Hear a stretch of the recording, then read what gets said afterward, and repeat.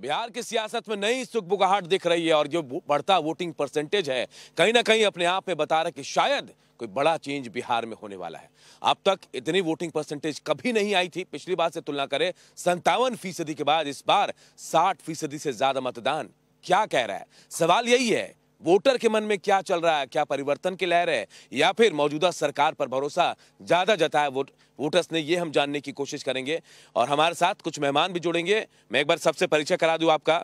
हमारे साथ जो लोग जुड़ रहे हैं उसमें विजय यादव है, देखिए हम के प्रवक्ता जो मेरे साथ यहां से जुड़ रहे हैं, मनीष पांडे हैं बीजेपी प्रवक्ता, प्रोफेसर श्याम कुमार प्रवक्ता आरजेडी से, और उज्जवल मिश्रा मेरे सहयोगी, मेरे रिपोर्टर मेरे साथ जुड़ेंगे वो भी। हम लोगों ने बिहार के आधे हिस्से को खंगाला और जानने की भी कोशिश की कि आखिर क्या चल रहा है इस वक्त बिहार में। लेकिन आज जो कुछ हुआ है, जो परिवर्तन की लहर दिख रही थी, जो लहर आज वोटर्स की दिखी, उसने कई सवाल खड़े कर दिए। तो देखिए हम कुछ तस्वीरें आपको पहले दिखा देते हैं। तस्वीरें हम आपको दिखा रहे हैं वोटिंग के बाद की तस्वीरें, वोटिंग जब कर रहे थे उसके उस वक्त की तस्वीरें और जीत के दावे जो वोटिंग के बाद हो रहे हैं। देखिए सम्राट चौधरी ने बाकायदा प्रेस कॉन्फ्रेंस किया और कहा कि इस बार 121 में से 100 सीटें एनडीए के खाते में जा रही हैं और जो सियासी दिग्गज हैं महागठबंधन के, उनकी हार हो रही है। इशारा किसकी तरफ था आप समझ पाएंगे। मैं एक बार फिर अपने मेहमानों का रुख कर लेता हूं। विजय जी का मैं सीधे बात करता हूं। विजय जी मेरे साथ हैं, हम के प्रवक्ता। विजय जी, ये बढ़ता वोटिंग परसेंटेज क्या कह रहा है? देखिए, आज जो पहला फेज का जो चुनाव हुआ है, तो सबसे पहले बिहार के मतदाताओं को, माता बहनों को, बेरोजगार जो हैं उनको मैं कोटि कोटि धन्यवाद देना चाहता हूं कि वो बहुत बढ़ चढ़कर हिस्सा लेने का काम किया है। देखिए, माता बहनें चाहते हैं कि जिस कदर बिहार में विकास हो रहा है, डबल इंजन की सरकार हो रहा है, अमन चैन है नीतीश कुमार जी के सरकार में, वो चाहते हैं कि इसी प्रकार बरकरार रहे। आपने देखा होगा कि हर जगह नीतीश कुमार, मोदी जी लोग नारा लगाए हुए हैं। माता बहनें चाहते हैं कि जिस कदर उत्थान किया जा रहा है इस सरकार में, आने वाला समय में कोई ऐसा नहीं करेगा। नीतीश कुमार जी ने जो मतदाताओं के लिए अपने क्षेत्र में जो काम किया है, वो गिनीज बुक में लिखने का काम करेगा। देखिए, बिहार के किसी कोने में आप चले जाइए, 3 घंटा 4 घंटा में पटना आइए, चले जाइए, और जितना पुल पुलिया रोड आप का एकदम एथी लग गया है, क्या कहते हैं कि एक तरह से अनेकों हो गए हैं। और मैं थोड़ा सा इसमें करेक्ट करना चाहूंगा आपको, क्योंकि मैं खुद पूरा बिहार घूम रहा हूं। आप 3 घंटे की बात कर रहे हैं, लेकिन कई जगह ऐसे थे हमें 5-5, 6-6 घंटे लगे हैं। मैं इसलिए करेक्ट कर रहा हूं कि मैं खुद होकर आया था।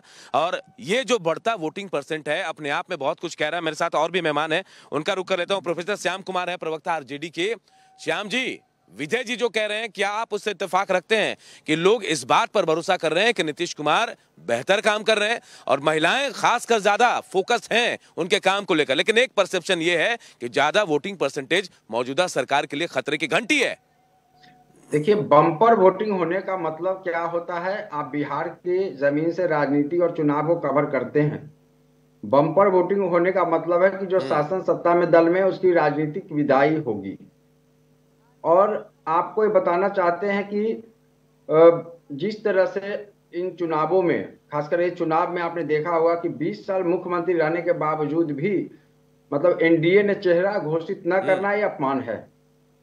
और आपने देखा होगा कि माननीय मुख्यमंत्री प्रधानमंत्री जी के बिहार आगमन पर मतलब उसमें नहीं जाते, पटना में रैली हो उसमें नहीं जाते, मुश्किल महज 5 से 7 मिनट अगर पैदल चले तो एक अन्य मार्ग से वहां पहुंच सकते हैं जहां पर रैली हो रही थी। और बल्कि एक घटना नहीं, 1-2 हो तो बात समझ में आती, कई रैलियों में नहीं जाना आपने देखा है।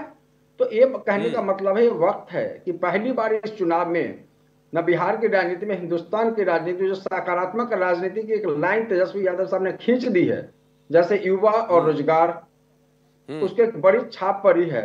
महिलाओं के मान सम्मान के लिए, जेंडर जस्टिस और जेंडर रेवोल्यूशन के लिए, तो ये आपको असर 14 तारीख को। श्याम जी, जिस बात का आप जिक्र कर रहे हैं, मैं थोड़ा सा आपको करेक्ट करना चाहूंगा, रोकना चाहूंगा आपको। जिस बात का आप जिक्र कर रहे हैं, मैं खुद आज उस जगह पर था जहां तेजस्वी यादव चुनाव लड़ते हैं, समझ रहे हैं आप? मैं वहां था और वहां लोगों से मेरी बातचीत हो रही थी। महिलाएं खुलकर कह रही थी कि भाई जिसने विकास किया है हम उसी को वोट डालेंगे। थोड़ी वहां चीजें बदल गई थी पहले दिन, और आज जब मैं वहां गया चीजें बहुत बदली मिली। क्या इसका इंपैक्ट दिख रहा है? आपके नेता क्या मुश्किल में है? देखिए, 10,000 रुपए देखिए चुनावी रिश्वत से अगर आप इसको विकास मानते तो आप स्वतंत्र हैं। मैं उस पर कोई टेक ऑन नहीं करूंगा, लेकिन हम लोग के जो खाका का हमने खींचा है, जो नक्शा बनाया है, वो ठोस मतलब नीतिगत है, जो कि जीवन परिवर्तन करने वाला है। आपको हम विश्वास दिलाते हैं कि 5 किलो राशन की राजनीति से और मतलब कि टोकन पॉलिटिक्स से हम बिहार को निकालेंगे, ये आपको विश्वास दिलाते हैं। कि जो चलिए, मैं 2020 वापस में आपके के पास चुनाव आऊंगा। को अगर आप देखेंगे, 2020 के चुनाव में सबसे बड़ा दल कौन थे? मतलब डबल इंजन की सरकार वाले भी पीछे थे, पिछले पायदान पे थे। जो भाजपा बताती है कि वो दुनिया की सबसे बड़ी पार्टी है, वो सेकेंड नंबर पर थी। जो 43 में मुख्यमंत्री बने थे। कहने का मतलब बिहार की सम्मानित जनता ने सामाजिक न्याय में जो संघर्ष लेकिन आपने देखा एक चीज आपने देखा, सम्राट चौधरी तुरंत आ गए कैमरे के सामने और खुद कह रहे हैं कि भाई हम 121 में से 100 सीटें तो जीत रहे हैं, 21 सीटें महागठबंधन को मिल सकती हैं, लेकिन आपके बड़े नेताओं के बारे में कह रहे हैं कि वो नहीं जीत रहे हैं। देखिए, अब सब बहुत सारे लोग को हम लोग गंभीरता से नहीं लेते हैं। उन्होंने सियासी सफरनामा कहाँ से शुरू किया था, थोड़ा अगर उसको निकाल लेते। उन्होंने राजनीति की ABCD किस पार्टी में रह के सीखा था, ये आप जानते हैं। तो बहुत सारे लोग को कभी बहुत जिम्मेदार गंभीरता से लेने भविष्य में देखिए, आप राजनीति में भविष्य देखा जाता है, जनता के साथ नया बिहार बनाना है और बिहार को बचाना भी है। जी, भविष्य देखते हैं राजनीति में खुशहाली में बदला, ये हम लोग के कंधे के ऊपर बड़ी पीछे जिम्मेदारी है। देखकर अभी संवैधानिक संस्थाओं को संवैधानिक संस्था बनी रहे, इसके लिए भी हमने संघर्ष किया, आप जानते हैं। तो बहुत सारे जिम्मेदारी हम लोग के कंधे के ऊपर में। चलिए, मैं वापस आऊंगा। विजय जी मेरे साथ हैं, मनीष पांडे भी मेरे साथ जुड़े हुए हैं, प्रवक्ता। जी हाँ, मैं वापस आऊंगा। श्याम जी, मनीष जी हमारे साथ जुड़े हुए हैं, बीजेपी के प्रवक्ता है। मनीष जी, क्या कह रहा है ये टर्नआउट जो है वोटर्स का, आपको क्या लग रहा है? बीजेपी कह रही है कि हम जीत रहे हैं, एनडीए कह रही है हम जीत रहे हैं, लेकिन एक परसेप्शन जिसका जिक्र मैंने किया था, उसका क्या मायने है? उसके मायने क्या ये निकाले जाएं कि मौजूदा सरकार जो उसके लिए खतरे की घंटी है क्या? देखिए, मैं श्याम जी को एक शेर से मैं उनको समझाने की कोशिश करूंगा कि दिल को खुश रखने को गाली भी एक ख्याल अच्छा है जी। और मुझे लगता है कि वो जिन बातों की चर्चा कर रहे हैं, तो मैं तो यही कहूंगा कि जिन बातों को खुद नहीं समझे औरों को समझाया है। अरे भाई, एक बात तो श्याम जी आपको समझना पड़ेगा ना कि 20 वर्षों तक एनडीए का शासन, इसके बावजूद अगर महागठबंधन को पसीने चुआने पड़ रहे हैं चुनाव में, तो एक बात तो स्पष्ट है कि एंटी इनकम्बेंसी कहीं नहीं है। पहली बात जो बिल्कुल जेन्युइन बात है अनूप जी, मैं कहना चाहूंगा। अब अगर ये भी नहीं बात मानते तो चलो ठीक है, अब 3-4-5 दिन की बात है, क्या लगा हुआ है, उसके बाद तो मानेंगे ना। हालांकि मानेंगे तब भी नहीं जब ये हार जाएंगे, तब कहेंगे कि SIR में गड़बड़ी थी, तो चुनाव आयोग ने घपला घोटाला कर दिया, तो ऐसे प्रशासन का दुरुपयोग। मुझे पता है ये वही बोलने वाले भी हैं, लेकिन देखिए फैक्ट क्या है।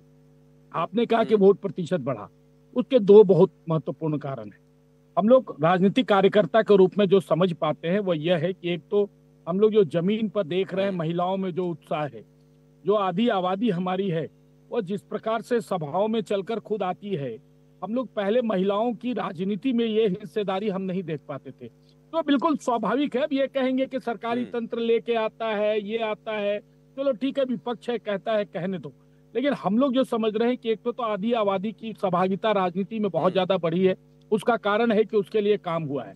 देखिए 2005, 6, 7 के बीच में जिन बच्चों के लिए साइकिल योजना आई थी, पोशाक योजनाएं आई थी, वह बच्चियां आज 2005 में मां बन गई हैं और अब उसके लिए 10,000 की राशि भी आ गई और आने वाले दिनों में 2 लाख की राशि भी आने वाली है। लेकिन यही कंपटीशन तो यहीं शुरू हो गया। देखिए मनीष जी, यही कंपटीशन है। यहाँ आपने देखिए, आप 10,000 की राशि देते हैं, उधर से तेजस्वी यादव 30,000 की बात कर देते हैं। मतलब कंपटीशन तो आपस में वादों का हो गया है। वापस आऊंगा आपके पास। उज्जवल मेरे सहयोगी मेरे साथ जुड़े हुए हैं, और बेहतर तरीके से समझा पाऊंगा। बिल्कुल संक्षेप में बताइएगा। बिल्कुल संक्षेप में मैं बता रहा हूँ। अब देखिए यही फर्क है जिसको कुछ लोग कहते हैं कि मतलब उसको क्या कहते हैं, मजदूरी, राजनीतिक मजदूरी की बात या नमक हराम की बात जिसको कहते हैं ना, जो लोग चर्चा कर रहे थे। अरे भाई, एक व्यक्ति मजदूरी करता है, दिन भर कहता है 500 रुपया रात में मिलेगा। कोई व्यक्ति सरकारी नौकरी करता है, कहता है कि 30 दिन होगा पूरा तो हमको मेरा वेतन मिल जाएगा। भाई, राजनीतिक क्षेत्र में काम करने वाला व्यक्ति अगर कोई सरकार सबका साथ सबका विकास के साथ संकल्प के साथ काम करता है, तो उसकी भी अपेक्षा रहती है कि जब हमको भी अपना मजदूरी मिलने का टाइम आएगा तो कम से कम जनता जो है हमारे साथ भी पक्षपात नहीं करेगी। अब देखिए, ये जो वोट बढ़ने का जो बात आया, बिल्कुल नहीं करेगी। मैं वापस आऊंगा क्योंकि वक्त बहुत ज्यादा नहीं है। मनीष जी मैं वापस आऊंगा क्योंकि ज्यादा वक्त नहीं है। मैं आपको रोकना चाह रहा हूं। उज्जवल मेरे सहयोगी मेरे साथ जुड़े हैं। उज्जवल, आपने भी बिहार के आधे हिस्से में घूम घूम कर देखा है कि स्थितियां क्या थी, और लेकिन आज जो कुछ हुआ है, जो परसेंटेज बढ़ा है, आपको क्या लग रहा है बिहार की दशा दिशा बदलने वाली है? अनूप, इसको 2-3 पॉइंट में मैं समझाने की कोशिश करूंगा, क्योंकि बिहार के कई हिस्सों में गया। एक तो आप ये समझिए कि सिर्फ महिलाओं ने बढ़ चढ़कर वोटिंग में हिस्सेदारी की, ये शायद कहना अतिरेक हो जाएगा, क्योंकि महिलाएं भी आगे आई हैं, युवा भी आगे आए हैं। और मैं पहले ही चर्चा में कह रहा था, फर्स्ट टाइम वोटर्स को लेकर के भी, जेनजीज को लेकर के भी बात हो रही थी, और उनकी भी भागीदारी इस बार दिखी। दूसरा, आप देखोगे इस बार छठ महापर्व ने एक बड़ा रोल निभाया, और छठ के बनाने जो लोग दूर दराज से वापस अपने शहर की ओर आए थे, उन लोगों ने जिम्मेदारी के साथ रुककर वोट किया, और उसके बाद अब वो अपने काम पर जाएंगे। तीसरा एक फैक्टर ये भी रहा एसआईआर को लेकर के, जिस तरीके से पहले विपक्ष ने इसको बड़ा मुद्दा बनाने की कोशिश की, ये कहा कि नाम कट जाएंगे, ये कहा कि लोगों का नाम उसमें हटाया जा रहा है, तो लोग वापस आए। उन्हें डर था कि कहीं नाम हटाया तो नहीं जाएगा, लेकिन वो सिर्फ हवाई वादा निकला। उसके बाद तो कई हिस्सों में एसआईआर होने जा रहा है, तो उसके लिए भी लोग वापस आए, और अब लोगों ने वोट किया। तो ये बढ़ा हुआ वोट, इन सब पॉइंट्स को आप देखिए, इसका नतीजा है। एक चीज मैं और कहना चाहूंगा, अलग अलग हिस्सों में जब हमने लोगों से बात करने की अनूप कोशिश की, तो एक तो मुझे ये लग रहा है जो नीतीश कुमार और तेजस्वी यादव दो बड़े फैक्टर हैं। नीतीश कुमार के खिलाफ एंटी इनकम्बेंसी नहीं है, ये लोगों से बातचीत में पता लगा। और दूसरा, बातचीत में ये भी पता लगा कि तेजस्वी यादव के खिलाफ जो कहा जा रहा है कि अगर वो आ जाएंगे तो जंगल राज, अपराध, डर, ऐसा भी लोगों में, बहुतायत लोगों में नहीं है। ये भी एक बड़ी सच्चाई है। तो ये पूरा जो वोटिंग परसेंटेज आप देख रहे दोनों में हैं, ये वोटिंग परसेंटेज निर्णायक फर्क तो बहुत नजर आया, क्योंकि हम और आप जहां जहां गए हैं वहां बिल्कुल अलग अलग फैक्टर दिखा। मेरे साथ विजय जी हैं। विजय जी, हम जहां जहां गए थे वहां चीजें अलग दिख रही थी।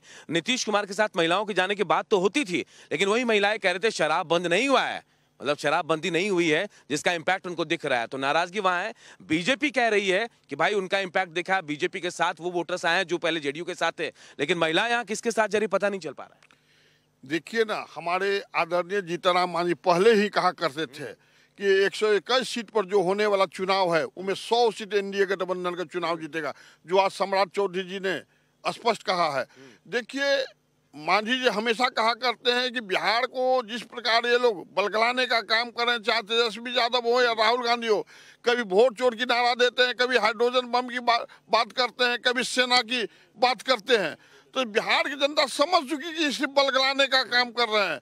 नीतीश कुमार जी ही एक ऐसे आदमी हैं कि जो बिहार के मतदाताओं को अपना परिवार समझने का काम किया है, इसीलिए माता बहनें बढ़ चढ़कर वोट कर रही है। हम लोग को तो अनुमान था कि 70% जाना चाहिए था। देखिए, जो मतदाता जो बढ़ रहे हैं, रेशियो बढ़ रहे हैं, ये हम लोग का बढ़ रहा है, हम लोग का विकास का बढ़ रहा है, ये 125 यूनिट बिजली का बढ़ रहा है, मेट्रो का बढ़ रहा है, जो महिलाओं को उत्थान के लिए 10,000 रुपया दिएगा उसके लिए बढ़ रहा है।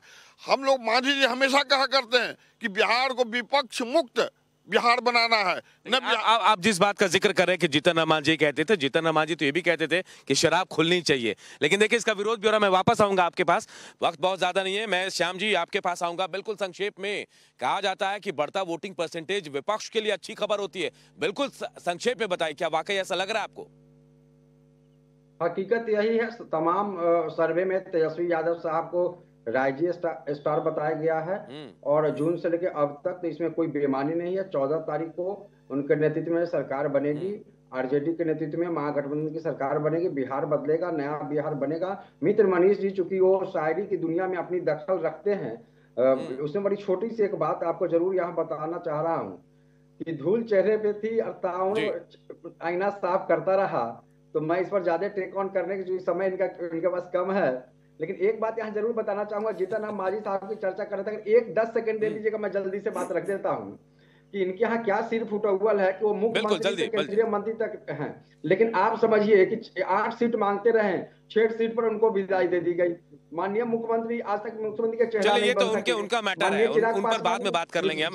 मनीष जी, मैं आपके पास आता हूं। बिल्कुल संक्षेप में, आपने शायरी से शुरुआत की, श्याम भाई ने शायरी से आपको जवाब दे दिया। अब मुझे आप संक्षेप में बता दीजिए, प्रेडिक्शन होते हैं आज की डेट में मायने नहीं रखते हैं, क्योंकि आप प्रेडिक्शन कुछ और कहते हैं, एग्जिट पोल सर्वे आपने देख लिया, रिजल्ट कुछ और आते हैं। मुझे आप संक्षेप में बता दिए, दावे किए जा रहे कि बड़े बड़े सियासी दिग्गज आ रहे हैं, मानते हैं साहब?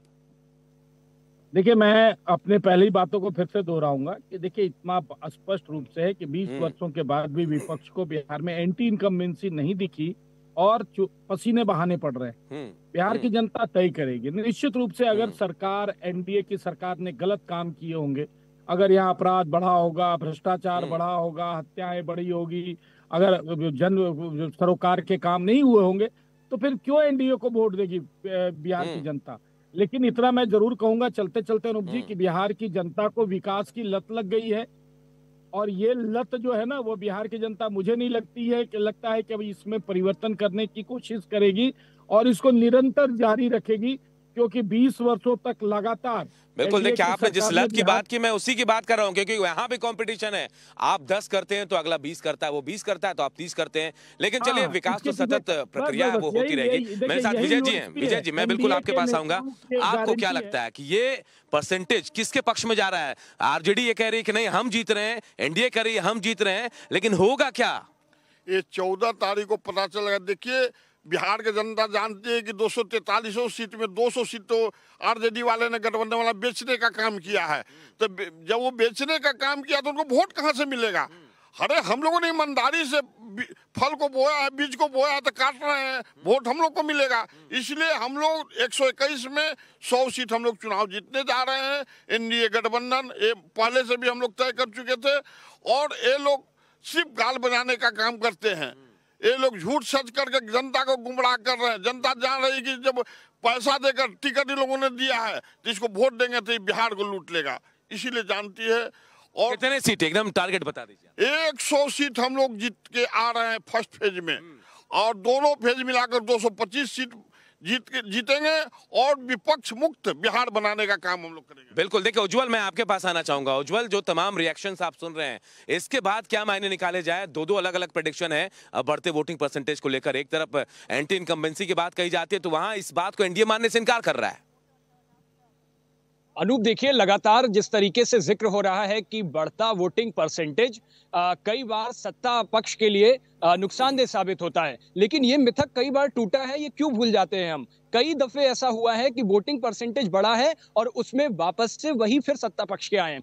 और मैं ये बात इसलिए भी कह रहा हूं क्योंकि जब तमाम लोगों से हम बात करते हैं, तमाम लोगों के पास जा रहे हैं, तो नीतीश कुमार को लेकर के जो एंटी इनकम्बेंसी की बात हम कर रहे हैं, वो एंटी इनकम्बेंसी जैसा कुछ दिख नहीं रहा था। एक बात मैं और यहां पर बहुत जिम्मेदारी के साथ कहूंगा, और ये आप नतीजों में देखेंगे, जेडीयू के जो सीट होंगी या जेडीयू का जिस तरीके से मेहनत उन्होंने की है, वो मेहनत आपको दिखेगी, और बीजेपी से ज्यादा आपको जेडीयू के परिणाम अच्छे दिखेंगे। उसकी एक वजह मैं आपको और जल्दी से बता देता हूं। अभी आपने देखा बीती 30 तारीख, 1 तारीख, मतलब ये जो समय था, परिणाम जिसका जिक्र आप कर रहे हैं, ये थोड़ा सा इंतजार करेंगे उज्जवल। जब परिणाम सामने आएंगे, तमाम दावे जो लोग कर रहे हैं, उन दावों की असली हकीकत क्या है, ये परिणाम ही बताएंगे। अपने अपने दावे हैं, अलग अलग तरीके से देख रहे हैं, लेकिन जनता ने किस पर भरोसा किया है, इसके लिए हमें रिजल्ट का, यानी परिणाम का इंतजार करना पड़ेगा। और 14 तारीख जब पता चल जाएगा कि जनता ने किसकी वादों पर, किसके दावों पर मुहर लगाई। मेरे साथ जो मेहमान जुड़े थे, उन तमाम मेहमानों का बहुत बहुत शुक्रिया। मेरे साथ जुड़ने के लिए बहुत बहुत शुक्रिया। नमस्कार।